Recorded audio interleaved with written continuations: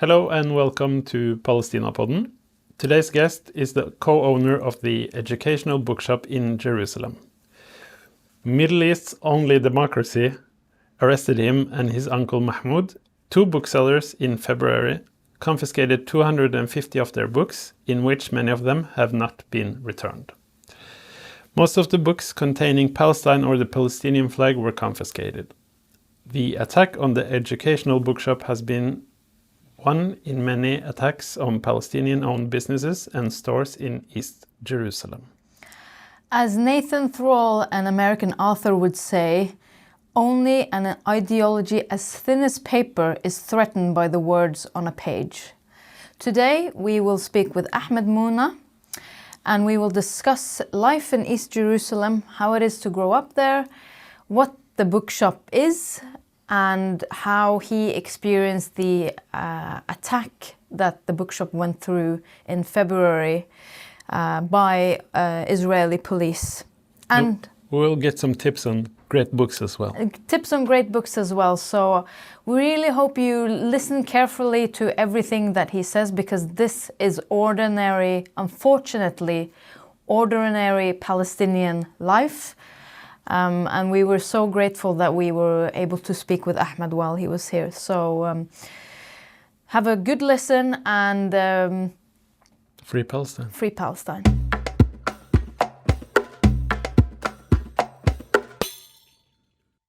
Welcome, Ahmad. Thank you. We've had guests from the West Bank and Gaza to talk about their experiences. How is it living in Jerusalem? Living in Jerusalem is very nice and beautiful in one hand, but it's also very challenging in other ways. It's a place where I grew up in. That's where I was born. That's where I grew. I have a lot of fond memories growing up in Jerusalem. I have a lot of good memories in Jerusalem. But it's also a place where conflict have not stopped since I was born. I was born in 1990. In 1990, Israel had already occupied East Jerusalem for 23 years. I grew up also in this environment where occupation was always present. I was also growing up and I was a teenager during the Second Intifada, so it was also not safe to be in the streets. So all the extracurricular activities and after-school activities and so on never existed. For us, sleeping overs at friends' houses and going out with a friend did not also exist because everybody's parents were really worried about them. So it also grew up during the Intifada. And just life in general became harder with time. With time, there were more and more Israeli presence, more and more Israeli occupation being visible. Even the schools are becoming the Israeli government has more and more control over schools, more and more control over the health system, the educational system. So it's almost impossible to escape the discrimination, the disequality, the lack of fairness, basically, in the city, and also the level of safety. And I'm not saying this to say that Jerusalem is not safe. For me, it is very safe still. It's a place where I feel very comfortable, safe. As I said, it's a place where I grew up. I feel home. I feel connected. I feel, I have a family there. We have a family business. My life is there. You just ask me about anything in Jerusalem, and I'll answer you. I walk with closed eyes, and it's my city, and the city that I have a lot of love to. It's also in Jerusalem. There's also the old city of Jerusalem, and it's the house and the home of many religions: Islam, Christianity, and Judaism. It's a place that attracts a lot of tourism. So on good days, when there's less conflict and not so much rockets and wars going on, we also enjoy a lot of internationals who come into the city. It's a very vibrant, live, busy, noisy. Walking down the old city, it also have some of the most amazing and unique vibes you can think of. We want to go straight and talk about the bookstore that you work in. Can you tell us a bit about the history of the bookshop? Yes. So I work at Educational Bookshop. It's a family-run business. It started in 1984, so we've already been existing for 40 years.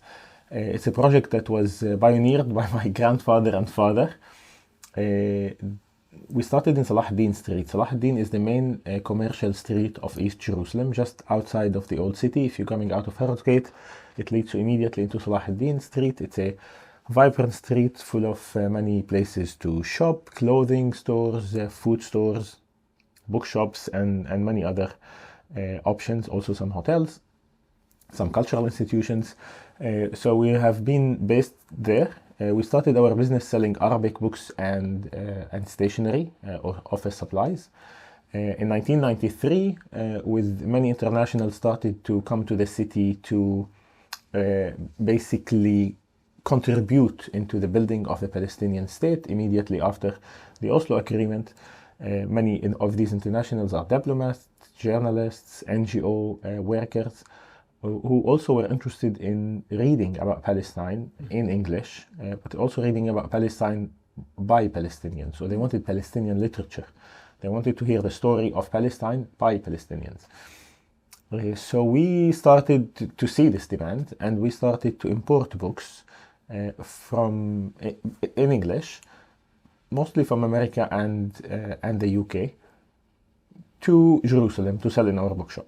We started importing in small quantities. Also, to be honest, the literature that was available in Palestine 30 years ago was not to be compared to the literature and the amount of books that we have today. But we started there and then. And from there, our English collection of books have started to grow. It took us about 10 years until we realized that the space is getting too small for all the things that we're selling. We were selling also English books on top of everything. And we acquired the location across the street that became available. And we opened it, and it became the second branch of the bookshop. It's a much bigger branch, and we introduced to it a coffee shop. The main floor is basically where the bookshop is, but if you walk into the place and you go upstairs, then you find yourself in a coffee shop where people can sit, meet, talk, study, read. We added it's also a place where you sit, but you also can get a coffee, can get something light to eat. And we also, at the basement of the shop, we've made some sort of a meeting room or a discussion place where we hold events. So we invite authors to come and present their books, to do book discussions, book events, sometimes movie screenings. It's also a place where anybody can use in the city. Like if they want to come and book it and use it for a workshop, for a seminar, for a discussion, for an internal, I don't know, like a work meeting. So that's how we expanded. And today, 40 years later, today we have about 1,800 books. Wow. That speak about Israel-Palestine. So that's the niche we took. That's the focus that we have in the bookshop. We sell books that are related to Israel-Palestine, from what I call from problem creation to problem solving and everything in between. And when we talk about everything in between, it's a lot of things, because it's the history and the politics and the narratives, and that includes a lot. That includes legality and prisoners and occupation and the settlements and Jerusalem and so many, and international law. And we also mean the cultural and identity, the stories of people, the narratives, the biographies, the cookbooks, the language books, the guidebooks, the picture books. So we have all of this in one place, and our mission is basically to promote Palestinian literature and Palestinian writers. So any book that is written by a Palestinian about Palestine, you must find in our bookshop. And that's basically our challenge, is we continue to follow the Palestinian authors, and we continue to follow every book about Palestine, and we make sure it's ordered and it's available on our shelves. Wow. Amazing. And you can order, if I want to buy a book from you, I can buy it from Norway? Yes. Okay. So, thanks to COVID, Yeah. COVID have kind of pushed us to develop our online store. We did have an online store, but now after COVID, we've kind of developed it, and now all of our store is available online. It's so simple. You just go on educationalbookshop.com, and you can find basically the catalog of all the books that we have in the bookshop, and it's very easy. You can, within moments, you can choose the books that you want. It's also divided into categories and so on. So yeah, you can go there, make your order, and we ship worldwide. Yeah. So you don't have any. It's only Palestinian authors, or do you have Israeli authors? Do you have international authors writing about Palestine as well? Of course. Look, the issue of Palestine over the last 30 years have also been talking about Palestine, writing about Palestine has become also quite popular actually in recent years specifically. And there's a lot of people who are doing research on Palestine. Now I did say that our mission is to promote Palestinian authors and Palestinian literature, but the bookshop is not exclusive to Palestinian authors. Of course, because we cover the Palestinian-Israeli conflict, there's so many people who've written about it. So of course we also have titles and books written by Israeli authors. We have international authors. We basically don't disallow a book because of whoever is written it, but as long as the book basically is somehow a pro-Palestinian. If it's many Israeli authors, of course, I would disagree with, and I would disagree to have their books.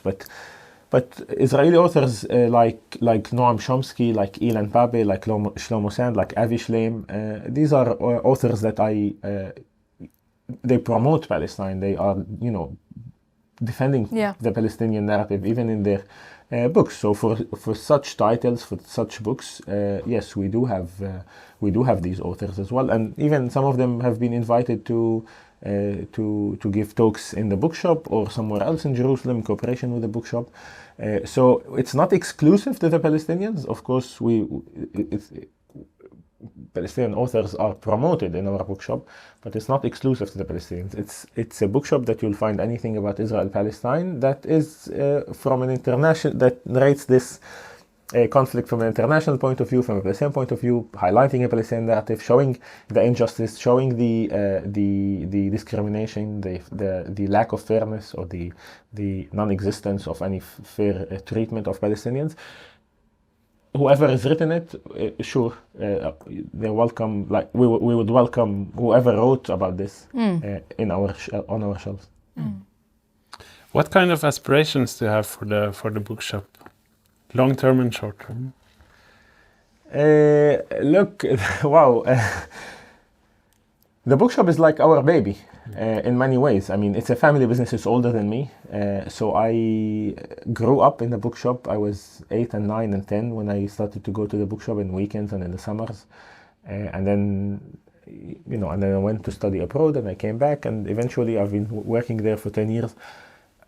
And really, in many ways, I don't see myself doing anything else. I do see, and this is a little bit dangerous because bookshops, in the time and age and era that we live in, bookshops suffer a little bit, because of social media and because of people, not so much into reading as they once used to be.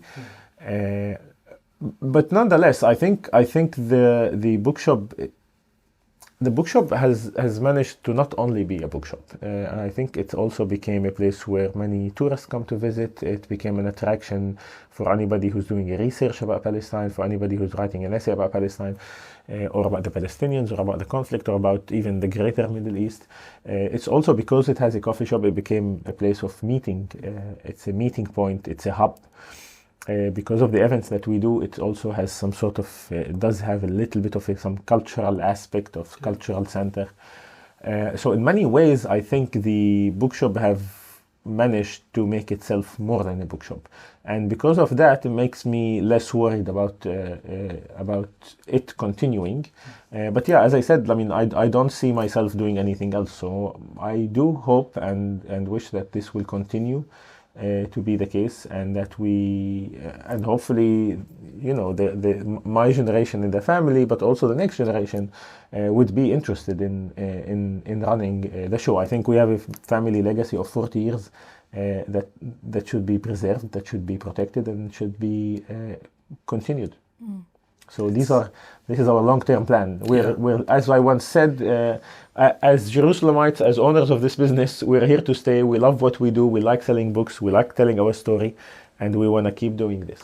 Yeah, it's amazing to be able to create a sense of community, pro-Palestinian community in that street. Amazing job to you guys. Do you have a story from February this year that something happened quite severe happened in your bookshop? Yes. Can you please tell us a bit about your experience? Yes, on February 9th of this year, at 2:30 in the afternoon, it was a Sunday, we were surprised by a visit of 7 undercover Israeli police into both of our branches, which are actually located across the street from each other. Both of us, Mahmoud and I, Mahmoud is my uncle, we were both running the 2 shops at the same time. So they walked in, they had a walk around in the bookshop, and then they came to us, they presented us with their police card and a search warrant that they needed to search the shop for content that's inciting for violence and basically inciting terrorism against the state of Israel. We did immediately say that we don't have such content. And if you are looking for something specific, tell us, like, what kind of book are you looking for? If we have it, we will show you where it is. They refused basically our like, this was not an offer they were willing to tolerate. They didn't tell us what exactly they're looking for. They didn't tell us if there's specific titles they're looking for. But they said basically that they're going to start a search and we can do nothing. We have to stand in the corner. The only thing we can do is watch. We're not allowed to interfere. We're not allowed to talk. They kick customers out. They locked the doors. And both of us stood there basically on both sides of the street by the door, basically seeing our bookshops being destroyed. The Israeli police started to look into the books. In the shop I was in all 4 people went to the 4 corners of the shop and they started to look for books. Now the funny thing is, these are Israeli soldiers who know Hebrew, or sorry, Israeli policemen who know Hebrew. The books that we sell are in Arabic and in English. So they don't know any Arabic or English. They don't know the language. And they were tasked with the mission to find content that's inciting in a language that they don't understand. So they immediately picked up their phones and they started Google translating. Yeah. So Google Images, Google translating with Google Images. So 1,800 books. Exactly. So taking photos of many different books, of the covers, and trying to get Google to translate this. Now in English it was a bit easier. In Arabic it's hard because a lot of the books were written in a graffiti sort of, in Arabic, like the letters and the different fonts are not all recognizable. Even sometimes as an Arabic speaker you need a minute to read it. And basically, Google Translate failed them. And it took a long time, like going off each book and Google translating 1,000, as you said, 1,800 titles. It's not a joke. I mean, it takes time. So that was one thing. The other thing is the aggressiveness of dealing with the books. So they will pick a book up, if they'll take a photo, Google translate it, whatever. And then if they think it's something that's interesting to them, and I'll tell you what interesting means in a minute, then they'll put it somewhere, they'll pile it up on the floor, on the desk, on the counter. If it's not, they don't put it back on the shelf, they throw it on the floor, basically. So it was like books either being thrown on the floor continuously or books being piled up on the counter or on the table and so on. What's interesting for them, basically, when Google Translate failed them many times, they got a little bit frustrated. They also got a little bit more angry, so they started to become more aggressive with the books. But also, they decided to give up on Google Translate. So they started to judge the books by the covers. So they'll pick a book up, and if it has a Palestinian flag on the cover, on the front, on the back, they decided to take it, or to put it basically on the counter. If it had the word Palestine, the word Gaza, if it was a book that had a picture of Israeli army, of a settlement, of a boy being arrested, if it had a picture of the wall, if it had any kind of any picture that showed resistance or that showed occupation, or of course any word with Gaza, Palestine, flag, was basically deemed to be a dangerous book by them immediately by its cover, and was basically put to be collected. This process took about 2.5 hours. During this process also, a couple of funny incidents happened. One of the soldiers actually, sorry, I keep saying soldiers, one of the policemen found a 1984 George Orwell book in the bookshop. So he actually came to us and he was like, he picked it up, it's a graphic novel, it's a 1984 graphic novel. So he picked it up from the shelf and he said, okay, let's see what you guys say about 1948. And we were like, but this book is 1984 George Orwell, not 1948. And he was like, oh, so what happened in 1984? Let's see, what happened in 1984? And like he started to go, wanted to open the book and go through it. And at that stage we were like, you don't know what this book is. You don't know George Orwell, 1984. And he said, no, I don't know. What is this? And at this point we were like, okay, look, if you don't know this book, then you probably are not doing the right job, you know. And at that point also you could see that how they also are a little bit getting pissed off. Yeah. In the shop I was in, they picked up a poster that was done in 1936. It's a Visit Palestine. It's quite popular actually. Many tourists that come to Palestine buy it. Visit Palestine and they buy it. It's a Visit Palestine poster. I'm sure people will know what I'm talking about.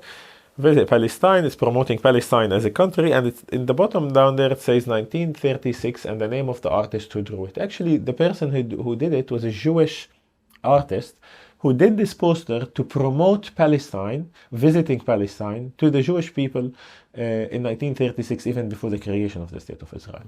So the Palestinians sell this poster because for them it's like, it's a proof that, you know, Jewish people accepted and recognized Palestine even in 1936 or even before.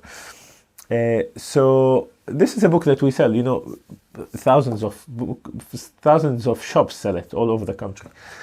So it's a poster. They find it on the wall. They took it down and they're like, "What? Well, this is incitement." I was like, "What is incitement in this? This is a poster." I was like, "Yeah, this is incitement." And I was like, "Look, this was done in 1936, and this is a Jewish artist." I was like, "Yeah, never mind. This is incitement." So they also took it, put it on the table. They wanted to take it. They wanted to take a Haaretz newspaper, which is actually an Israeli newspaper in English that gets published in Tel Aviv. It's known to be, you know, a left-wing, a left-leaning newspaper, and they decided to take it because they came on a Saturday, they came on a Sunday, and it was immediately after the Saturday in which the 3 Israeli hostages were released from Gaza. So the photo of the 3 Israeli hostages were on the cover. But they didn't care about the name of the newspaper. They actually they did think it was a Hamas newspaper because Hamas and Haaretz both starts with an H. And they picked it up immediately and they're like, "Oh, this is a Hamas newspaper." I was like, no. This is a Haaretz newspaper. This is published in Tel Aviv every single day. And they were like, "Yeah, this is incitement." I was like, "Go after Haaretz then." Exactly. Yeah. This is what I said. Actually, I did say, "Look, you can go for, like, this newspaper is published in Tel Aviv. Like, what do you mean by it's incitement?" Like, yeah, it's incitement. They picked it up, put it on the floor. They wanted to take it. Their biggest catch that the Israeli police then went to the media with is a coloring book that they picked up from the back in our storage room. So at the back of the shop, we have a small storage room. We keep our personal items, some extra stuff, and also a review shelf. Our review shelf has basically books that we keep for review. Somebody gave us a book called From the River to the Sea. It's a coloring book for kids. Basically, we put it there for somebody to review it at some point. It was hanging out in there. They came in, they went into the storage room, they took it, and they came out with it and saying, you know, they took it from the shop and they made a big celebration when they found it in the shop, actually, among themselves. But eventually, later in the court the next day, it was used against us as if this is the main evidence of incitement that we are basically selling. It's a coloring book for kids. Really, this is all it is. Inside, there's photos of Palestinian figures, of, you know, Palestinian poets, Palestinian singers. for kids to draw. It's called From the River to the Sea. It has also a picture of like drawings of from the old city, some homes and houses, Palestinian neighborhoods. Very dangerous things, basically. Basically, in their mindset, this was very dangerous. And I just want to also finish off by saying this is actually a book we never sold. Like they took it from our storage. It was not even like we haven't even decided if we want to sell this book or not because we didn't even review it yet. Yeah. We didn't even know where to get it from and so on. Like, but anyway, it was hanging in there. They took it and it was used against us. We've selling thousands of it. We've actually never sold it. After 2.5 hours, we were led. They came to collect the books, and they basically asked us to join them, to join the books or the police. And we were led, Mahmoud and I, into 2 police cars and were taken to the police station. I have to also mention that they collected the books with plastic rubbish bags. So they put the books in plastic rubbish bags. When we saw them doing this, we were like, we have boxes, we can give you boxes to put the books in. They refused. They lifted the bags and the bags started to rip. So we again offered boxes because the bags got ripped, but they also refused. They double bagged, they triple bagged, but the bags still got ripped because they had so many books in them and they were like, put in a very messy manner. It was raining outside, so when they got ripped on the way to the car and from the car to the police station, also many books fell in the water, so they were also water damaged. We could see the damage also when we returned the books, because some of the books were returned to us and some of it is damaged as well. So I'll take you to the police station. In the police station, we were hanging in there waiting. We were put in a room basically facing the walls, both of us. And they, in the middle, started to open up the books and talk about the books. They went over and over and over again over the books. The same police officers? Yes, basically a unit of 7 people that basically landed in this room in the police station. So still no one that knew Arabic or English? Not yet. Not yet. And they were putting, opening the bags and putting the books on the table and like sorting them and putting the books from many copies on top of each other and so on. We didn't see the whole process, but like you could get a glimpse every now and then. But basically we're facing the walls. And they're speaking, we know a little bit of Hebrew. And the conversation is like, oh my God, how these books are being sold in this country. How are these people allowed to get them? How long have they been living them? How long have they been selling them? How are they allowed to sell such dangerous materials? And you're sitting there in the corner. You've just been taken out of your shops. And it's like it's as if the whole world is collapsing around you. And then the last thing you want to hear is people telling you how dangerous you are when you're not. And basically you were doing such actions of incitement. And we're like in a way panicking, but we're like in the corner, like nothing. And then other people started to come into the room. So they called someone to come and have a look, or a special unit or so. I don't know, because we also didn't see these people. We had the back to the room. But from the conversation, the little Hebrew we understood, someone came and they were like, oh yeah, okay, I see what you mean. And then they left. And then someone eventually came who seems to know Arabic and English. And he also seemed to have gone over the books in like a little bit more care. Yeah. From the feeling we got. And then we heard something along the lines that, look, like these books are not music to your ears. I understand you don't like the covers. But at the end of the day, I don't think you have anything here serious that you can find. I don't think you have huge evidence. You don't like the cover, you don't like the title, but at the end of the day, all these covers are like graffiti, they're pictures. Like you can't hold people accountable for. But if you really want to go with this case, you can maybe find, they pointed out at books, and I don't know which books, but they were like, maybe you can look at this book, maybe you can look inside this, maybe you can see what's in this one. But like they pointing at books, I don't know which books these are. But it kind of, this person kind of gave them an idea of like which books they should keep and like look further into and which books they should let go. It felt like this because, and I'll tell you why I say that, because later some books were returned to us and some books were kept. So it felt like this person basically made that decision. Not that the books that they kept have any incitement anyway, but according to his judgment, like if you really want to search some books, search these. And then we were led to interrogation, 15 minutes each. I went in first and then Mahmoud. I also have to tell you the interrogation had nothing to do with the books and the content of the books. We were taken from the shop on the suspicion of incitement, but when we made it to the interrogation room, we were interrogated on the suspicion of disturbing public order. So this was the first shifting gears from the police. Basically, they couldn't interrogate us on incitement because no evidence of incitement had been found yet. So they did collect the books. They tried to look into them. They did open them and look at them, and for the next few hours that they had in this room, but they couldn't find any evidence of incitement. So in Israel, if you don't have the evidence of incitement, you can't investigate someone for it because you don't have that evidence.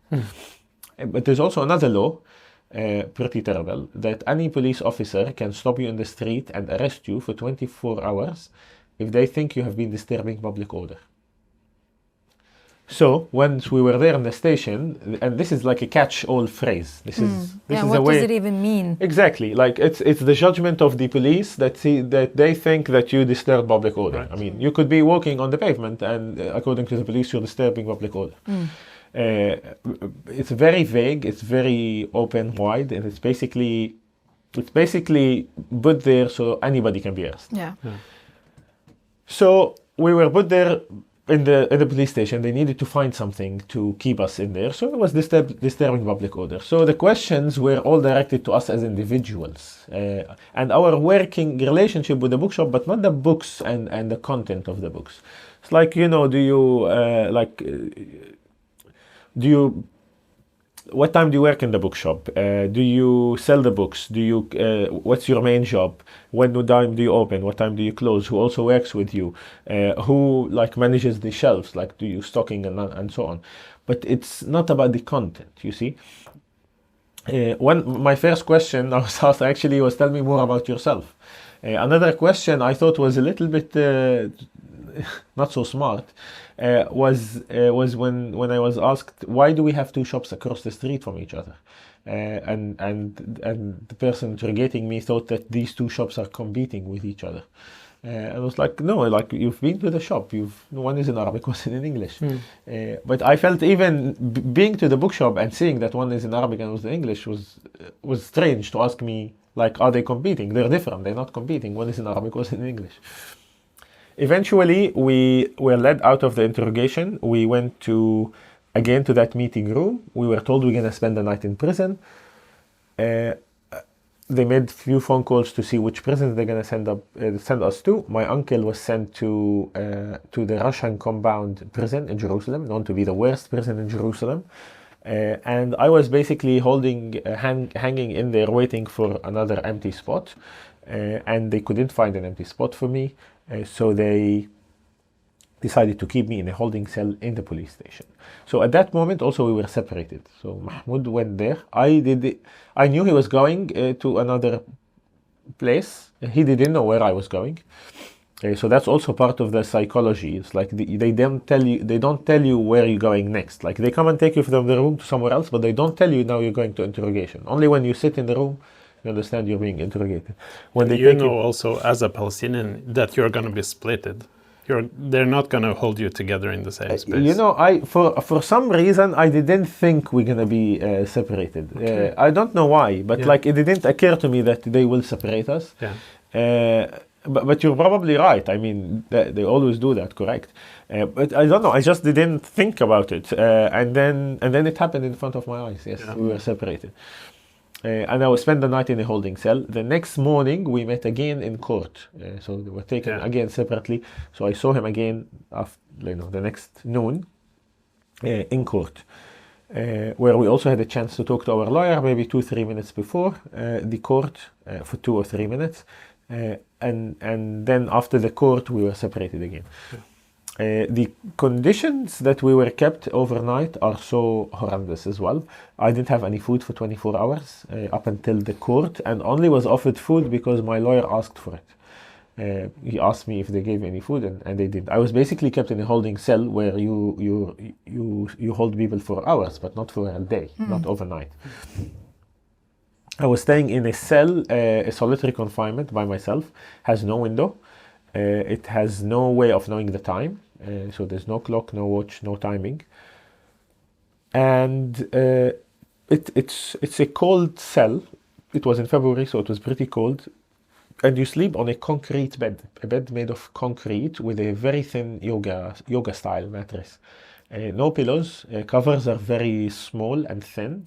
And the toilet is basically inside the cell, but it's also doesn't have any closing or any like walls. It's not separated from the room. No, it's basically in the room.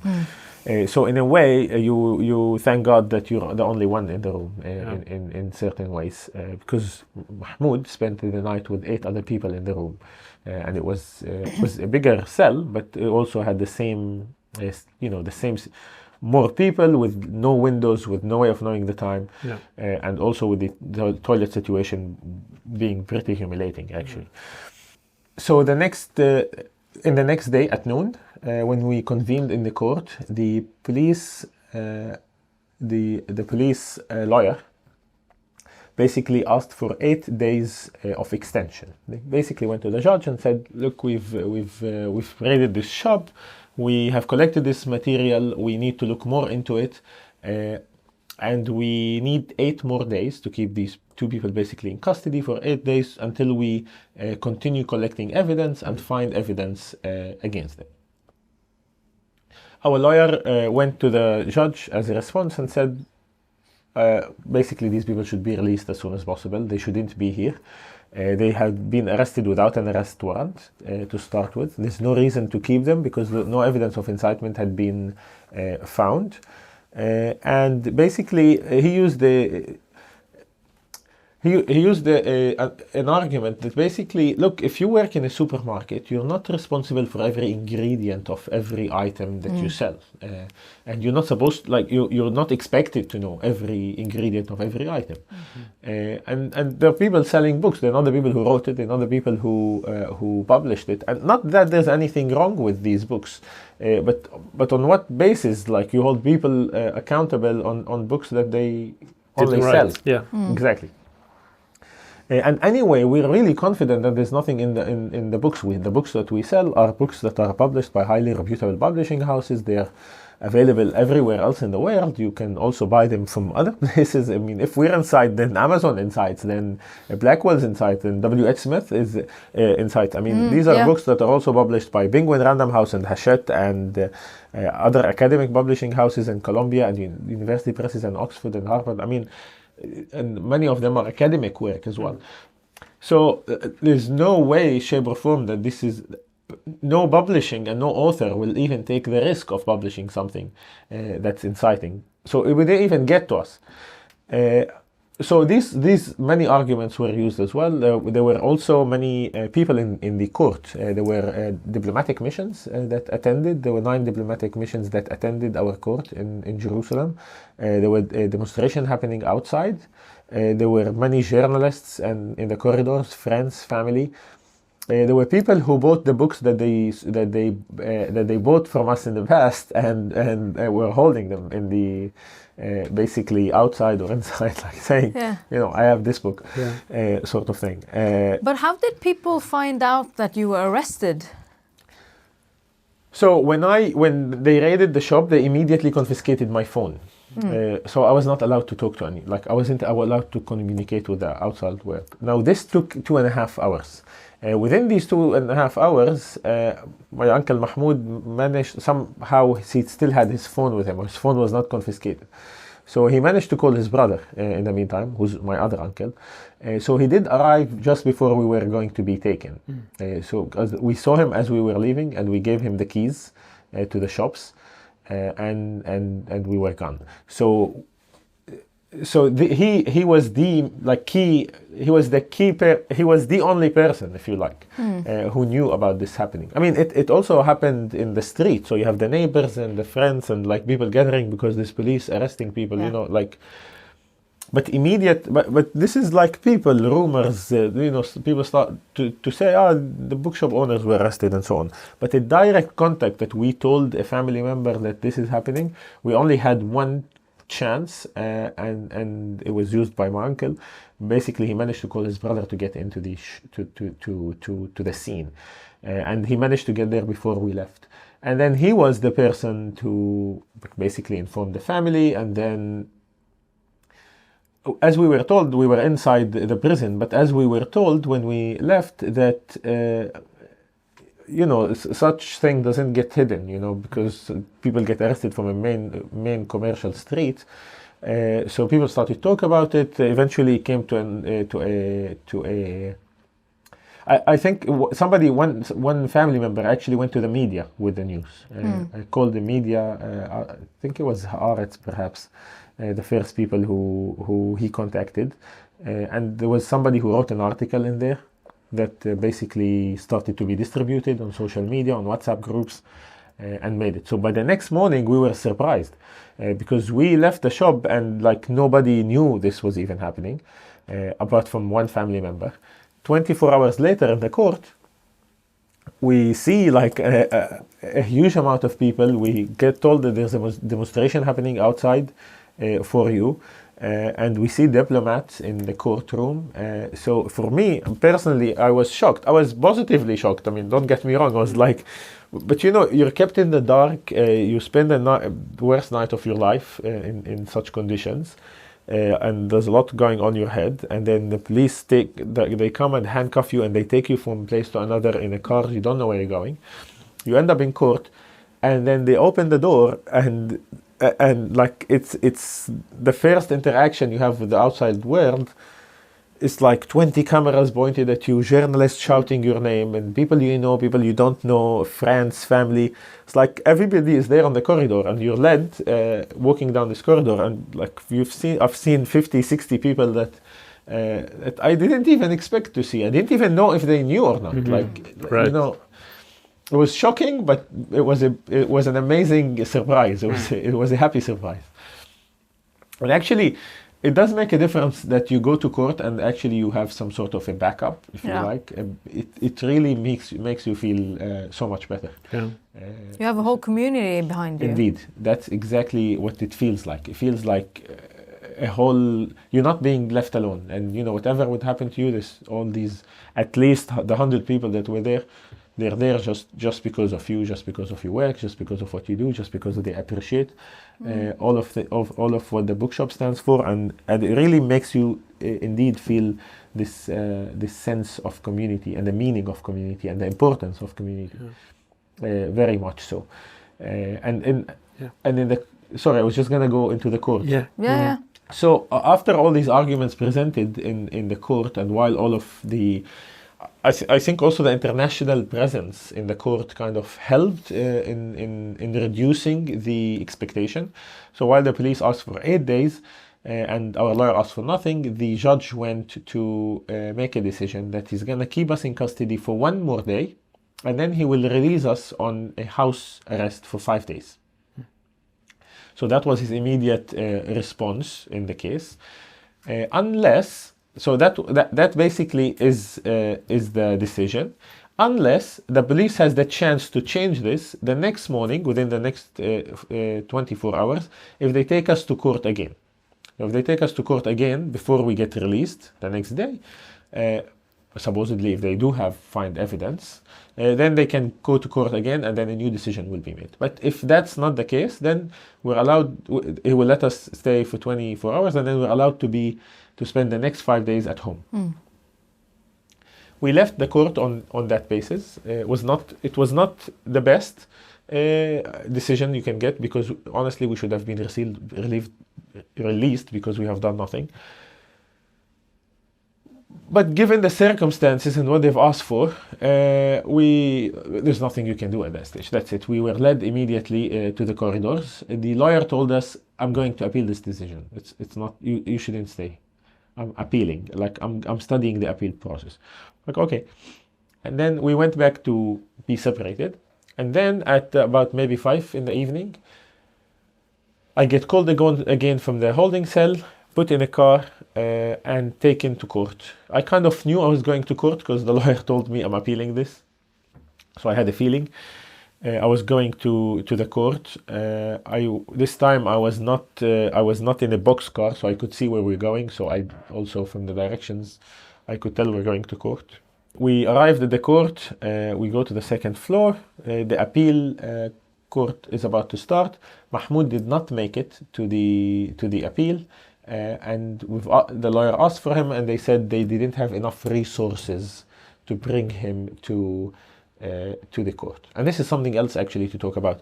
They don't have enough resources means they don't have a car and 2 guards to basically bring him to the court, and he should be in the court. And what's the distance here between We're where talking Mahmoud about is? less than 10 minutes drive. Less than 10 minutes Exactly. drive. So it's actually a very close proximity. But why am I mentioning it, and why do they not have resources? Because today there is 14,000 Palestinians in Israeli prisons. They claim that they put me in a holding cell and not in a prison because there's not enough space in a prison, that the prison cells are all full, that they don't have a space for me, and hence why I stayed in a holding cell. So I'm stopping here to talk about it because this just shows how overloaded the Israeli prisons are with prisoners, to the extent that, for a 10 minutes ride, they don't have a car and a couple of guards to bring someone to court where they should be attending their own court. Eventually, our lawyer didn't want to make a big deal of it, but they brought him on basically in a video camera. But he should have been there. So that's that's like number one fault.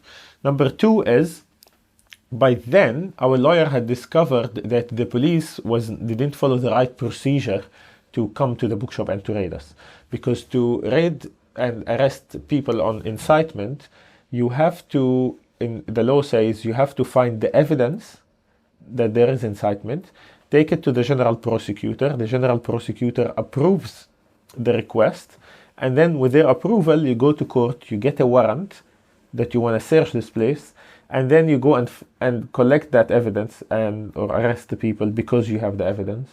And that's how the procedure is, and then you interrogate them on that basis. What happened in our case, there was no evidence found in advance, and there was no general prosecutor agreement or approval. It was never asked. The police went to a judge that will sign any piece of paper you would give her. It's a judge appointed by Ben Gvir, and she basically would sign any paper they'd give her. Yeah. So they went to her, like, we want to search this bookshop. Like, okay, no worries. Here you go. Please go search it. So this was known to the lawyer. So he made it known to the judge in the appeal. And the judge and it was all, like, they somehow knew that this was correct. So the judge went to the police and said, look, you haven't done your job correctly. If you want to pursue this case, you should be doing your job correctly. You haven't done your job correctly. I was hearing this and I'm thinking, wow, like, that's it. Like, the next minute or two, this is going to be over. I'm good. Yeah. And then he asked the police, like, what did you do? How far have you gone into the case? Blah, blah, blah. And the police was like, we're collecting evidence. We will have evidence within the next 2 to 3 hours. We have people working on this case. They're translating. We're confident that by tomorrow morning we have the file ready. We can't disclose any information because it's all secretive, so I can't tell you anymore, but we have people working on it, blah, blah, blah. So they made also a whole bubble that, like, something is just about to happen in the next few hours. They're going to find, like, all that they need. So the judge, and this is the second highest level of court in Israel, basically told our lawyer, look, this is all only started 24 hours ago, the whole process. And the police say they have evidence that they are just about to complete, and they need few more hours. So let's give them the chance. Let's give the police a chance to finish their job. And by tomorrow morning, if they have nothing, then your clients can go home. Which again, I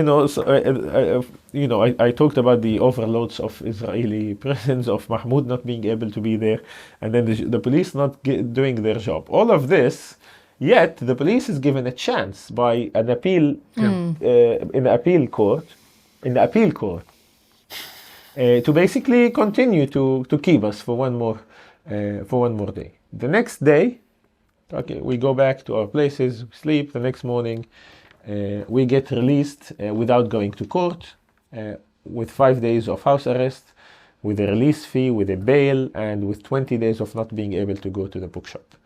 So they also forbidden us from going to the shop for 20 days. And we basically, all of this happened before supposedly the next court was supposed to happen. So no evidence was found, nobody took us to court again. We didn't find any of this, all of what that was happening the night before that they're preparing was basically a bluff.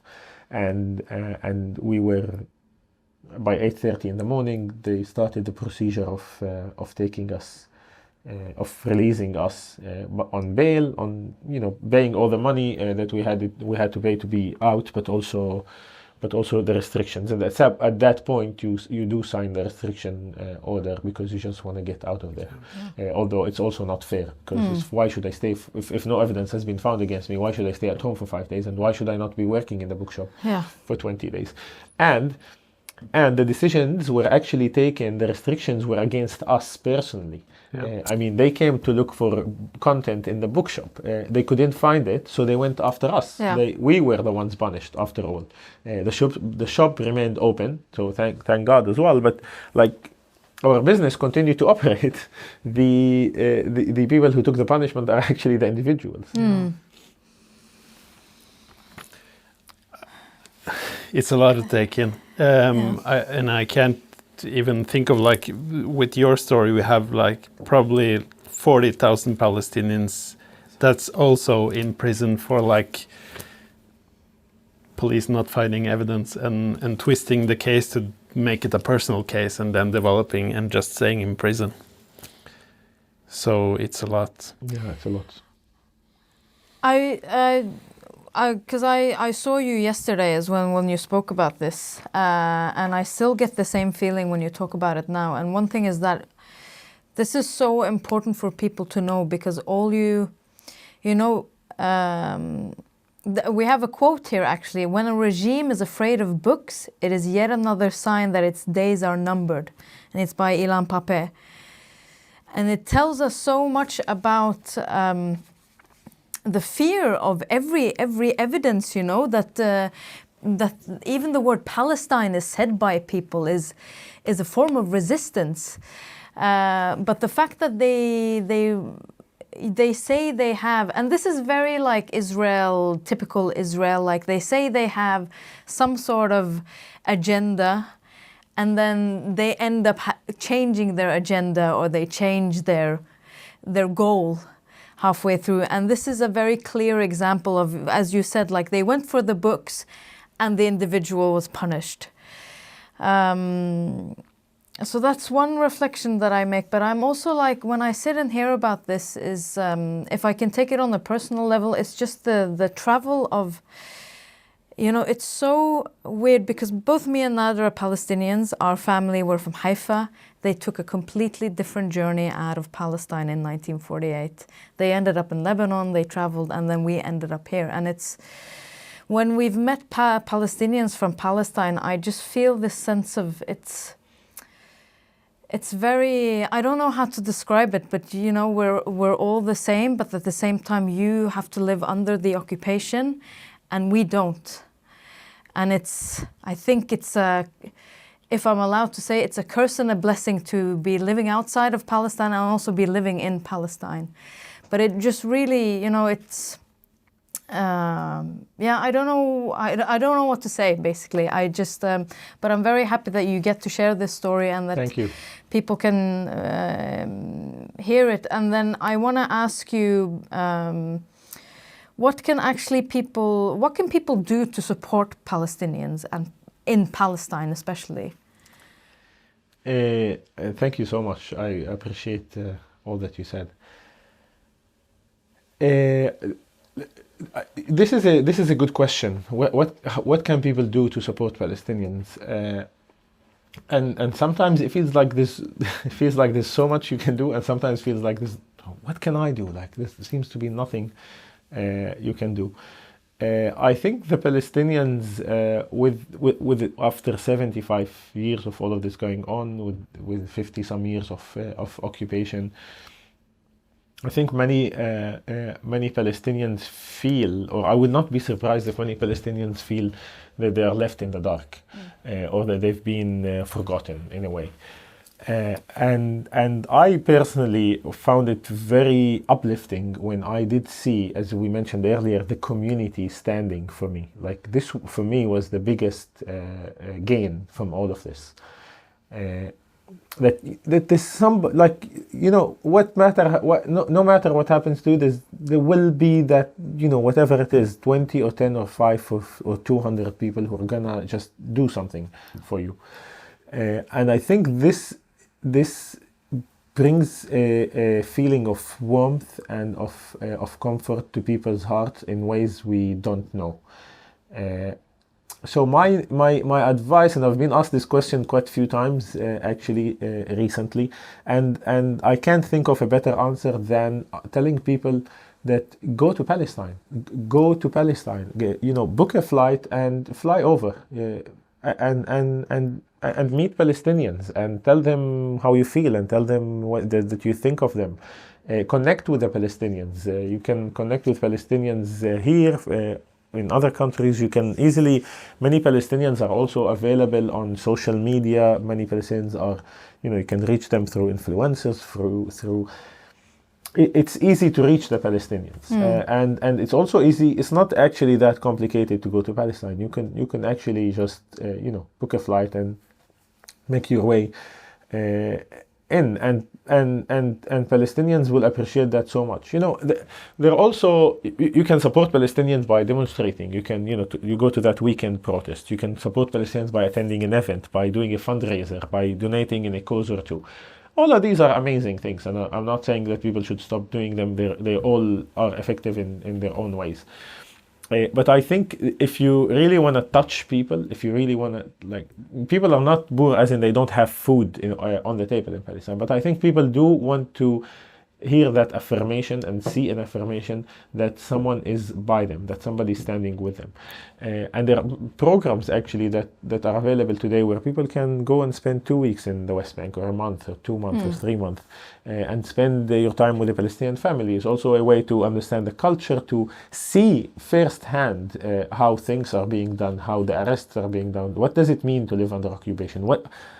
Because also in many ways you can't really explain. I mean, you can have hours and hours of somebody telling you how does it feel and what does it mean to live under occupation, but it's actually nothing to be compared with living it for 1 day, or for, you know, spending half a day on crossing a checkpoint and seeing how awful it is, or seeing sadly, and I hope it won't happen anymore, or seeing someone house being destroyed. I mean, these are daily frustrations that are implemented over the Palestinians, or practiced over the Palestinians, that I don't think anybody can really grasp and understand unless they see it for themselves. Yeah. So again, I'll go back to it. My number one advice is go to Palestine, because protective presence and active presence and standing by a Palestinian, telling them I'm here because I want to learn, I want to see, I want to know how life here is like, and I stand by you and I feel for you, and you're not facing this by yourself.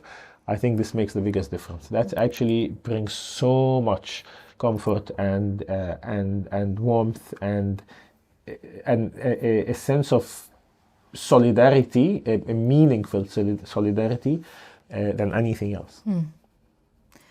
And also another thing, and I agree, and I really hope that we can come and visit your bookshop. That's the first welcome. thing that we'll do when we come to Jerusalem. Thank for you. Sure.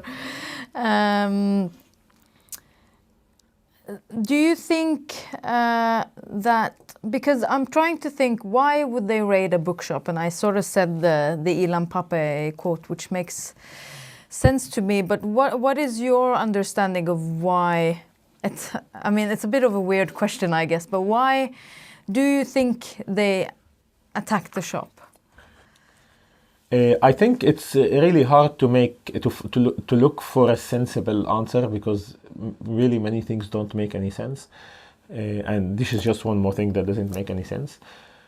But I think if you want to put it in the context, Israel has been for the last 2 years run, or basically a coalition of government was formed, which basically is on the very right of the political spectrum.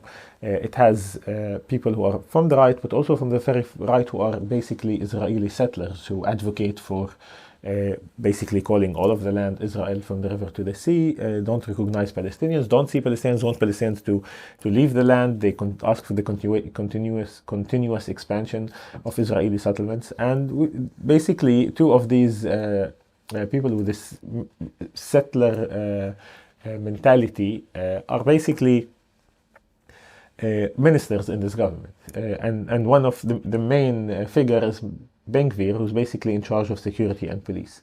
Now, I think in the last couple of years he's managed to change key people, or to put people in key positions where basically they can just harass and arrest Palestinians, not only because the law allows them, but because they really want to do it, because they really want to harass Palestinians. And also, if you want to put it in the context, this doesn't come so strange from the norm, because the norm is that schools are being graded, universities are being graded, and students are being taken away from classrooms to prison. Cultural institutions are being raided and closed down. Palestinian theaters are being closed.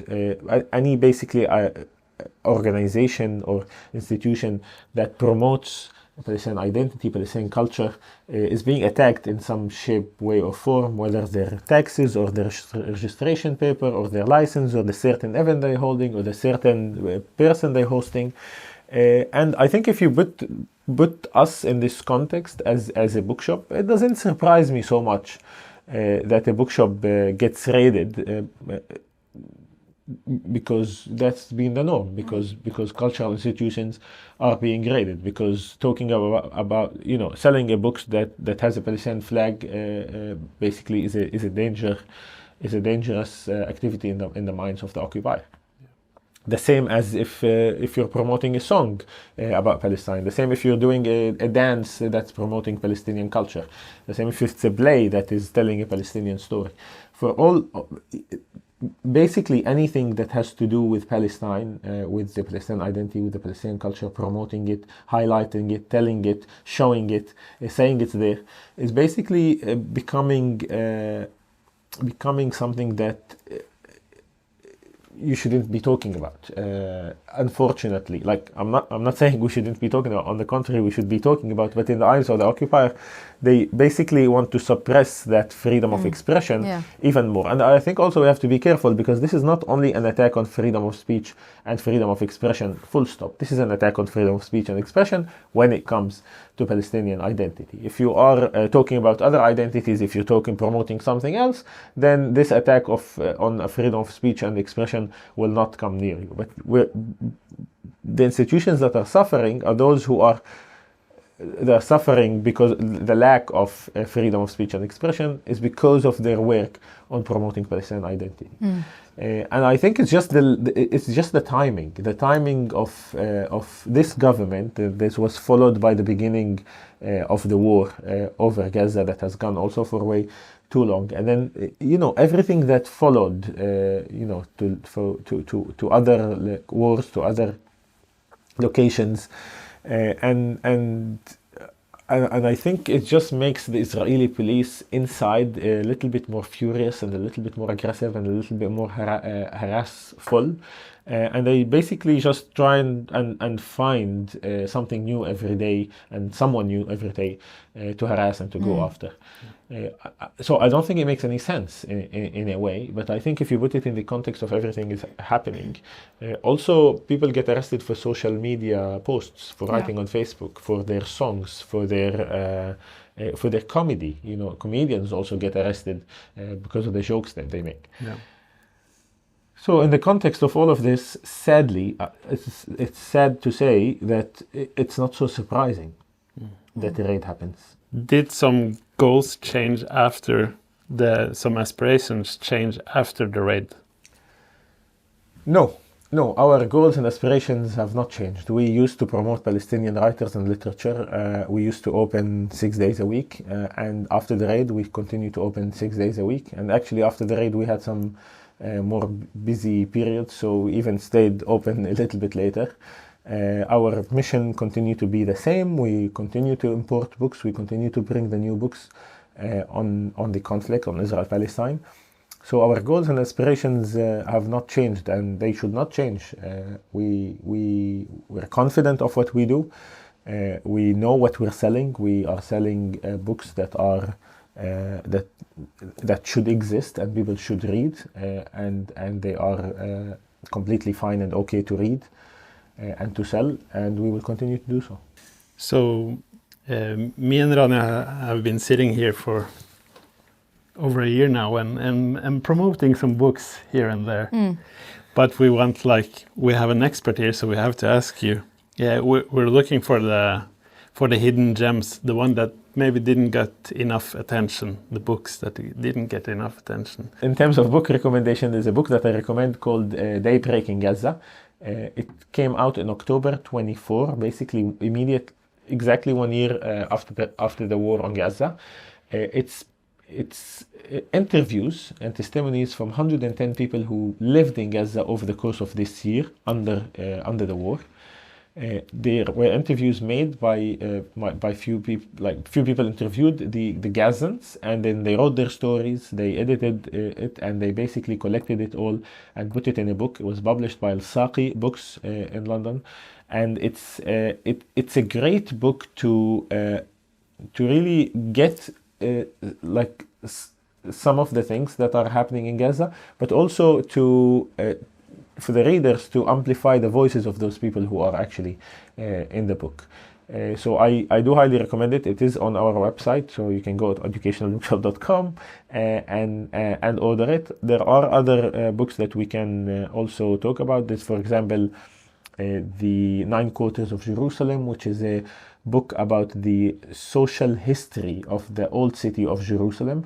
And it's 9 quarters because the author basically decided to redivide the old city. If you open a typical map of the old city, it will show you the 4 quarters of the city. And he basically thought that was very colonial division of the city, and that he decided to restructure it based on the stories that he heard from people. So it's more like a neighborhood division, and it's stories of people living in the old city told by those who live in the old city over the last 200 years. So it's basically what you call a social history, which I also recommend.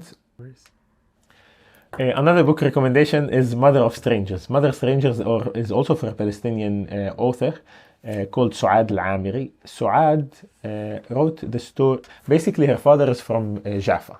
And she wrote, Mother of Stranger is a story about life in Jaffa between 1947 and 1951. So it's 1 year before the war, the ethnic cleansing of Palestine, and carries on 3 years after.